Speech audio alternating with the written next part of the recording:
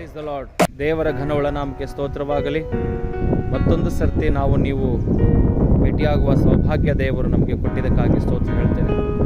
ಬೈಬಲಲ್ಲಿ ಕೀರ್ತನೆ 119 ಅದರಲ್ಲಿ 105ನೇ ವಚನದಲ್ಲಿ ಹೇಳ್ತದೆ, ನಿನ್ನ ವಾಕ್ಯವು ನನ್ನ ಕಾಲಿಗೆ ದೀಪವು ನನ್ನ ದಾರಿಗೆ ಬೆಳಕು ಆಗಿದೆ ಎಂಬುದಾಗಿ. ಮತ್ತು ಜ್ಞಾನೋಕ್ತಿ ಒಳಗಡೆ ಹೀಗೆ ಹೇಳ್ತದೆ, ಆಜ್ಞೆಯೇ ದೀಪ ಉಪದೇಶವೇ ಬೆಳಕು ಎಂಬುದಾಗಿ.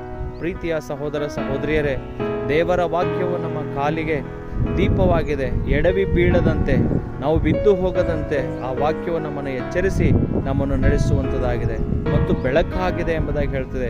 ಯೇಸು ಕ್ರಿಸ್ತರು ಹೇಳ್ತಾರೆ, ನಾನೇ ಲೋಕಕ್ಕೆ ಬೆಳಕಾಗಿದ್ದೇನೆ ಎಂಬುದಾಗಿ, ನೀವು ನನ್ನಲ್ಲಿ ಇದ್ದುಕೊಂಡು ಬೆಳಕಾಗಿರುವಿರಿ ಎಂಬುದಾಗಿ. ಹೀಗಾಗಿ ಪ್ರೀತಿಯ ಸಹೋದರ ಸಹೋದರಿಯರೇ, ದೇವರ ವಾಕ್ಯವನ್ನು ಕೇಳೋಣ, ಆ ಬೆಳಕಿನಲ್ಲಿ, ಆ ದೀಪದ ಬೆಳಕಿನಲ್ಲಿ ನಾವು ನಡೆಯೋಣ ಅಂತ ಹೇಳಿ ನಾ ಎಲ್ಲರಿಗೂ ಧನ್ಯವಾದಗಳನ್ನು ಹೇಳ್ತೇನೆ.